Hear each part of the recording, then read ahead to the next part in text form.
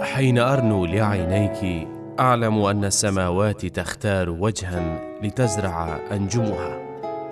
أتعلم أن البحار قراراتها لا حدود لها؟ ربما كان شاطئي كل المحيطات جفن ومكحلة. أيها الأزرق المترقرق في العين والبحر، في الثوب والعين والبحر، هل للسماء انتماءات هذه العيون؟ ومن يعكس اللون في من؟ فلا السفن المبحرات ولا الطائرات ولا نبض قلبي عرفت دربها. والمسافات زرق وعيناك والبحر، ثوبك والبحر والغيم والبحر. الله.